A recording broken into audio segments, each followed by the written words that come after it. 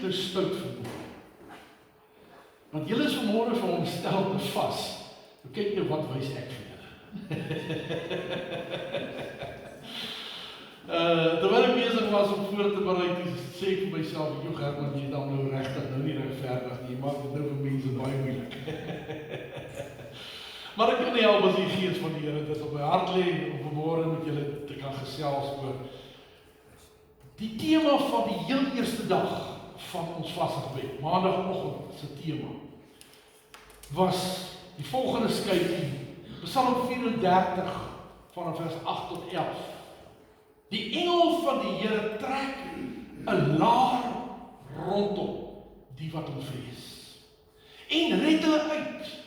En dan hierdie woorde, smaak en sien dat die Here goed is.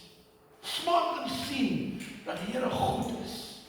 Welgeluksalig is die man wat by hom skuil.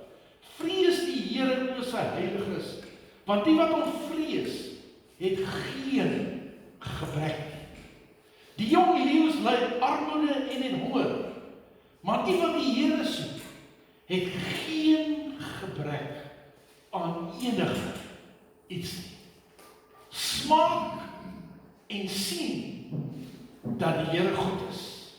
En ek wil vanmorgen met u praat oor die gedagte van smaak en proe.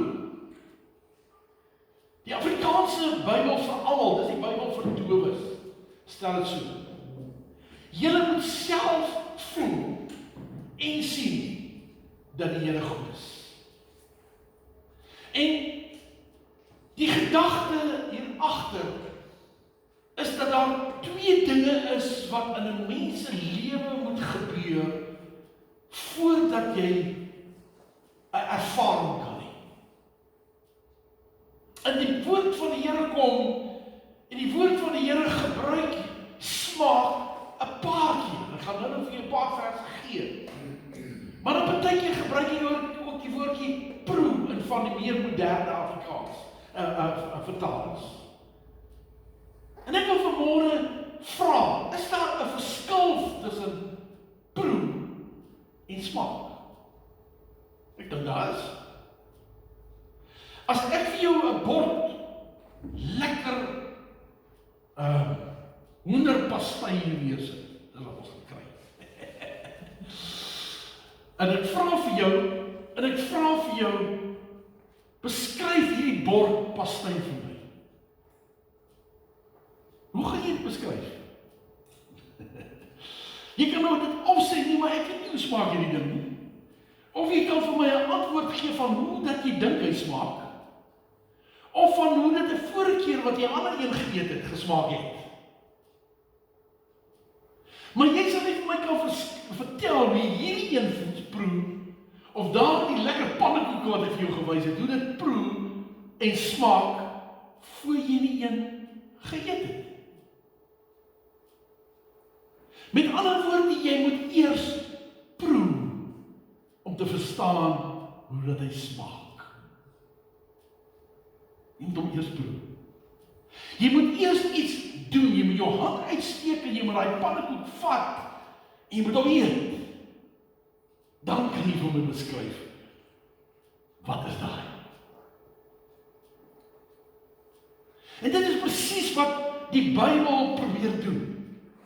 Die woord van God probeer doen. Die woord van God sê, my bo staan en iets daar agter se klop uit te sien. Die woord van God sê, dat die woord van God is soos kos, soos brood. En as jy wil weet en ervaar en beleef wat die woord van God vir jou kan beteken, moet jy eers begin om te proe. En eers as jy geproe het, gaan jy die smaak ontdek.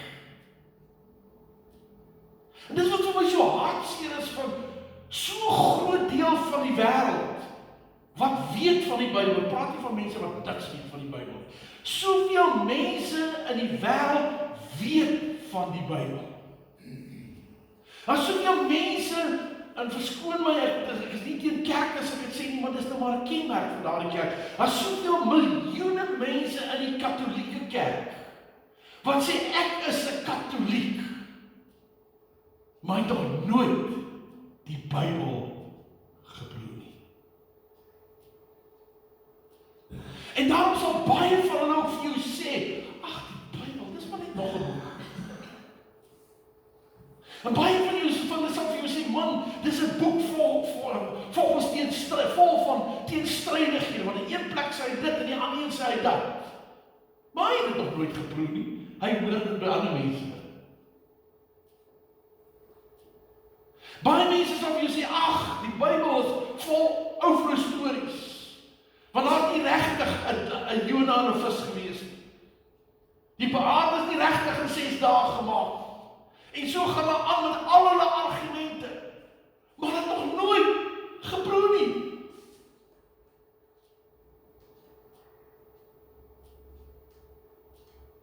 En dis presies wat jy en ek mee besig is, die afgelope 7 dae, en dit wat voor lê.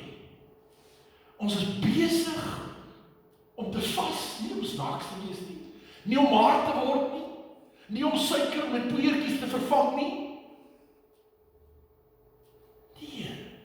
Ons is besig om te sê, ons wil iets wat vir ons belangrik was, een kant te sit en daai tyd te gebruik om te proe. Daai tyd wat ek vir die televisie gespandeer het, my televisie so 'n paar dae af te skakel, sodat ek daai tyd kan gebruik om te proe. So daai tyd kan gebruik om die woord van God te vat en om te begin eet. En die Heilige Gees te vertrou en geloof dat hy my smaak kliere, wat noem mense gaan aktiveer om te kan smaak dat die Here goed is. Dis wat ons besig is om te doen.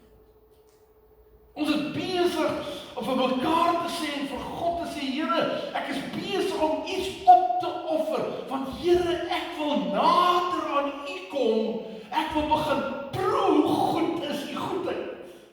Ek wil begin smaak, hoe lekker is dit om in God se teenwoordigheid te wees. Here, hy klop wat sy elke Sondag kerk toe gaan. Wat is nou eintlik so lekker daaraan om vir 'n uur te na 'n preek te gaan sit te luister en huis toe te kom? Wat beteken dit? Jy gaan nie weet wat dit beteken voor jy nie geproe het nie. En eens wanneer jy geproe het, en die Gees gee vir jou daai smaak van blydskap, van vreugde, van opgewondenheid, van vryheid, van die voorreg om deel te wees van die liggaam van Christus. Eers wanneer jy dit begin geniet, dan kan jy sê, halleluja, ek het gesmaak dat God goed is. Maar jy moet eers proe.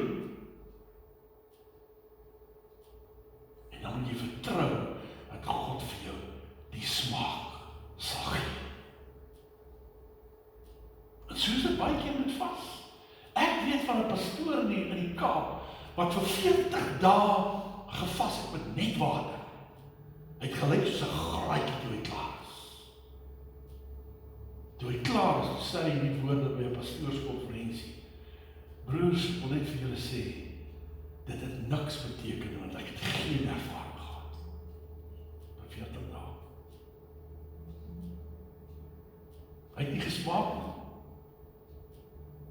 Hy het nie smaak gekry. Dit het hom 'n prys gekos. Maar dit is beteken. Nou ek weet nie, ek wil nie antwoorde gee en redes gee. Dis tussen hom en God. Ek wil nie daaroor praat nie. Maar die feit is, jy en ek is besig om as deel van 'n gemeente, 'n geloofsgemeenskap, deel te wees van 'n geestelike reis waar ons vir mekaar sê, maak nie saak hoe te doen en hoe lank om te doen en wanneer te doen nie, maar ons is almal saam besig om te soek en te vind. Ons is almal besig om te proe met 'n verwagting dat ons die smaak gaan kry.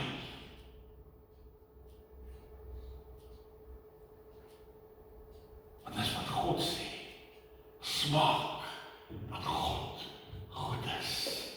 En dat hy sy goedheid aan jou gaan openbaar. Ek het hierdie week, ek wens ook met van hierdie getuienisse met julle deel waar ek kan. Want dit is persoonlik. Maar ek het gesien, gehoor oor die telefoon, gesien op WhatsApps, hoe dat mense begin smaak. Hoe dat hulle net proe nie, maar hoe hulle begin deurbreek in 'n nuwe dimensie van God se liefde en genade. En die woord vir hulle begin opgegaan, soos hulle nog nooit beleef het nie. Want hulle was bereid om op te opoffer, om te gaan proe. En nie net uit hoorsê te praat, of te praat in die verlede. 10 jaar terug het ek tot bekering gekom, maar dien jy die Here vandag nog?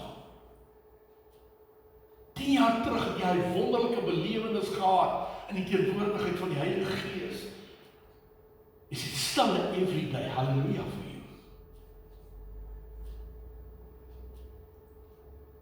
Net proe nie, as ons smaak en daarin gaan lewe, en every day, hallelujah. Wanneer ons sê, ons proe en ons smaak, dan sê ons, ek begin 'n lewende belewenis kry van God. Hy is nie meer net daar bo in die hemel, daar as ek sleg voel, dan geslaan my gebed in die dag vas, of niemand luister na my nie. Nee, wanneer ek begin proe en smaak, dan is God by my. Dan is God in my. Dan is God saam met my, al gaan ek deur die vuur. Al gaan ek deur die tronk. Al gaan ek deur die krisis. Weet ek, die Here is by my, saam met my, want ek smaak en ek proe. En ek smaak en ek proe, dan begin ek in geloof uitreik na God en sê, Here, ek soek meer, ek wil nader, ek wil voller, ek wil ervaar, Here, en het gaan nie hier oor 'n emosionele ervaring nie, het gaan nie hier oor menslike aardse gevoelens nie, het gaan oor 'n geestelike belewenis van 'n lewende God. Hy is nie God van klip en steen en hout nie. Hy is my vriend, hy is my Vader, hy is my verlosser, hy is my voorsiener, hy is my onderhouer, hy is die een na wie ek uitreik, wat ek verlang om te wees soos hy is vir my persoonlik, want in geloof proe ek, in geloof smaak ek, in geloof gryp ek.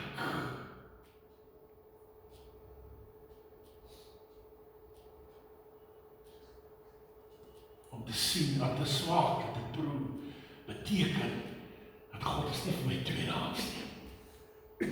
God is nie 'n God wat ek Sondag in die kerk ontmoet, en die res van die lewe is ek maar my eie nie.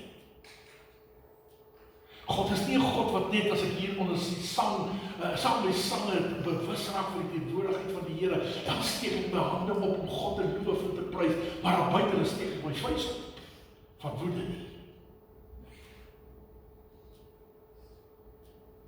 Want hy is hier. Hy is nie 'n hoorsê God nie. Hy is 'n realiteit. Hy is 'n belewenis. Ek sal nooit vergeet nie. Julle weet almal dat ek het in hierdie kerk groot geword. Toe ek hier so staan vir 8 maande is, toe nooi 'n vriend my saam met my na 'n jeugkamp. Ek lag nou nog as ek daaraan dink.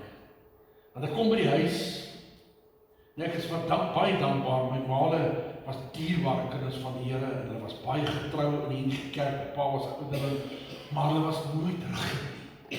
Hulle het self ook ander geleenthede gaan bywoon, en konferensies en die.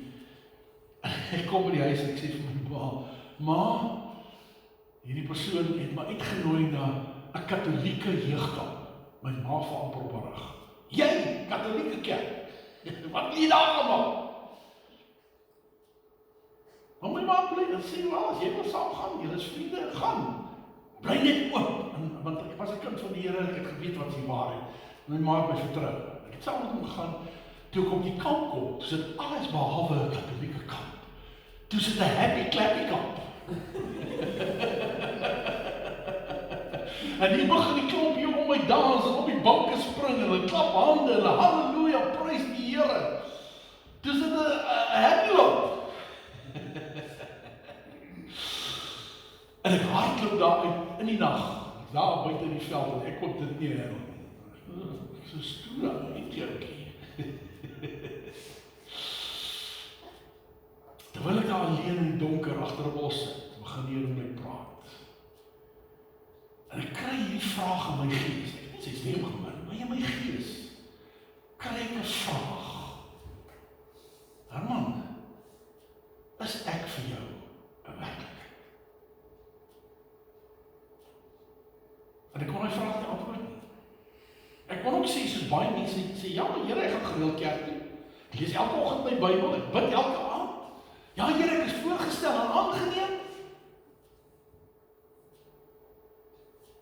Dit is duidelik as wat in my gees kom. Dis nie wat ek gevra het nie. Ek het gevra, ken jy my?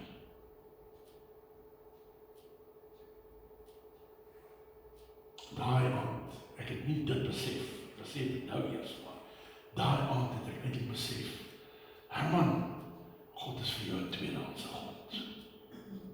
Hy is vir jou 'n kerkgod. Hy is vir jou 'n tradisiegod, 'n gewoontegod. Maar jy ken hom.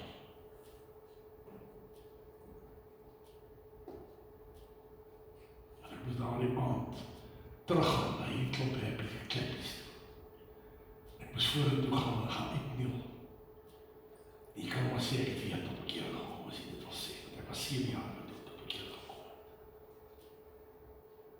Maar daai aand het ek vir die eerste keer gesmaak en geproe.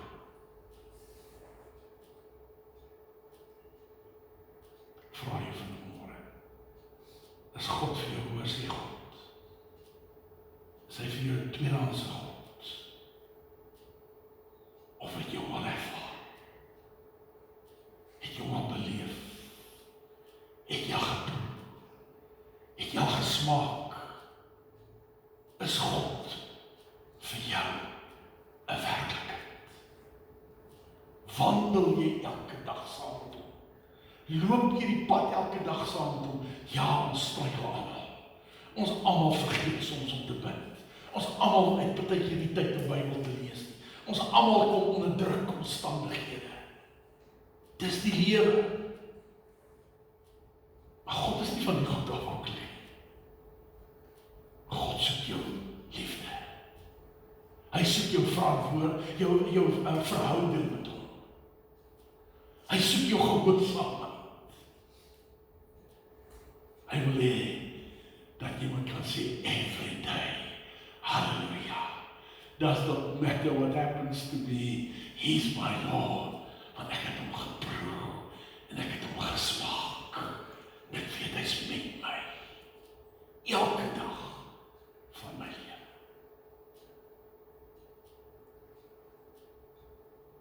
Die laaste ding wat ek wil sê, voordat ek vir jou 'n paar verse gaan lees en dan sluit ons af. Die woord van die Here sê, ek gaan nou vir jou die verse lees, dat die woord van God is soos brood wat jy moet eet. Die woord van God, sê Jeremia, is soos 'n heuningkoek wat jy moet eet. En dis wat proe en smaak is. Proe en smaak beteken jy moet God se woord eet. Jy moet hom inneem. En wanneer jy hom geproe het, en jy sluk, jy kou hom fyn en jy sluk hom, en daardie smaak kom deur in jou mond, dan weet jy dis lekker.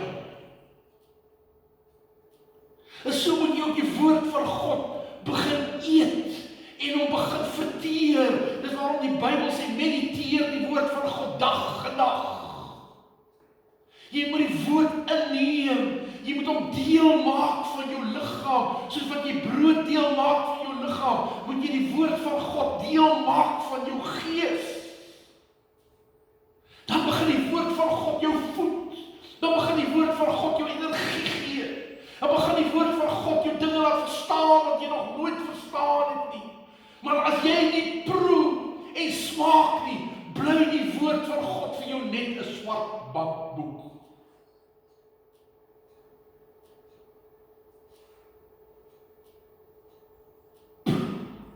Smaak, eet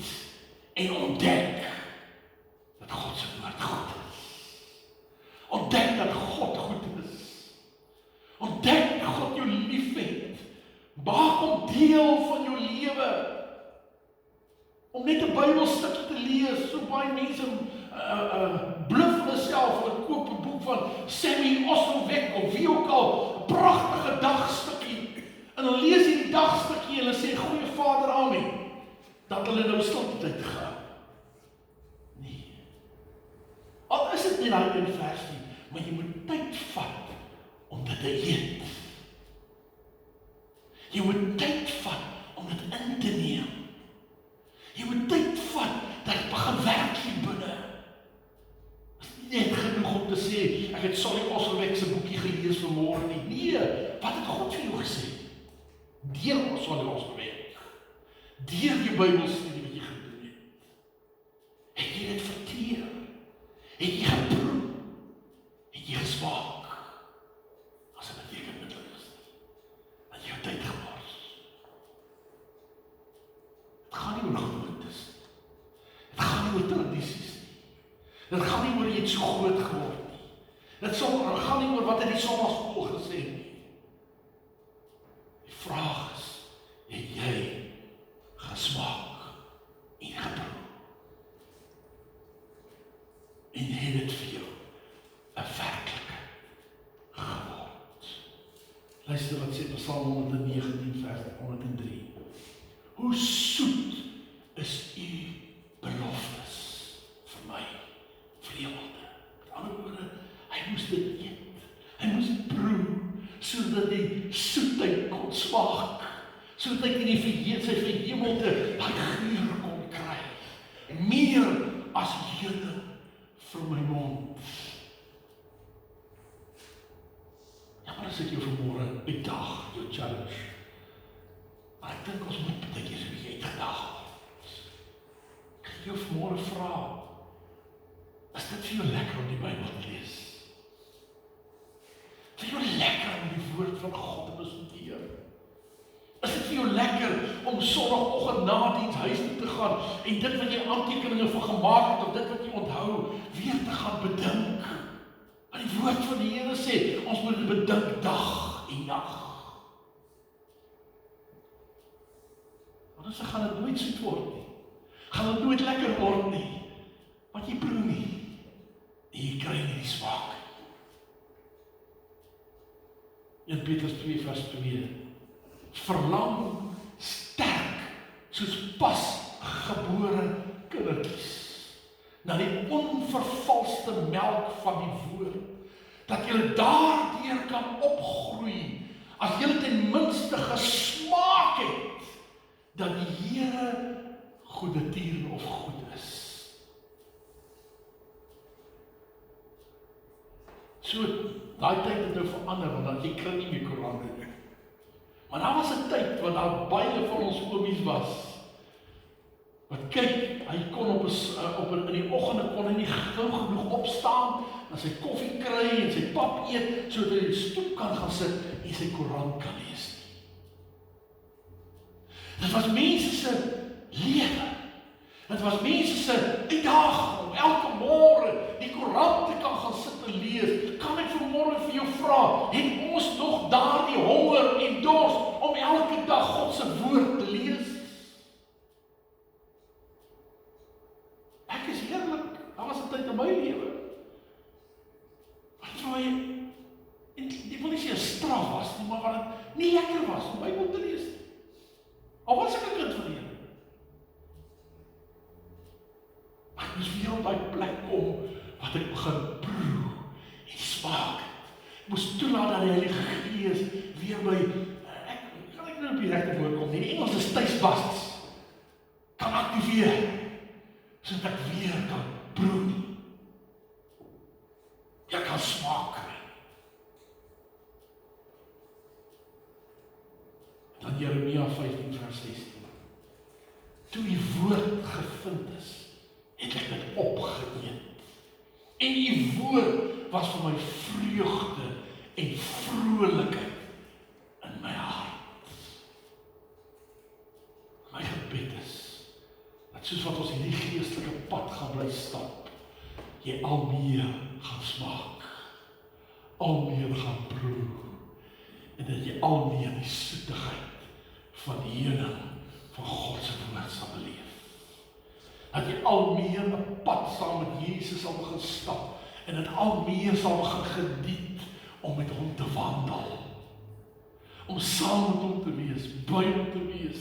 Dat ons soos daai by Emmausgangers kan sê, wow, toe ons by Jesus was gebore, het ons harte brandende geword in ons. Want ons proe en ons smaak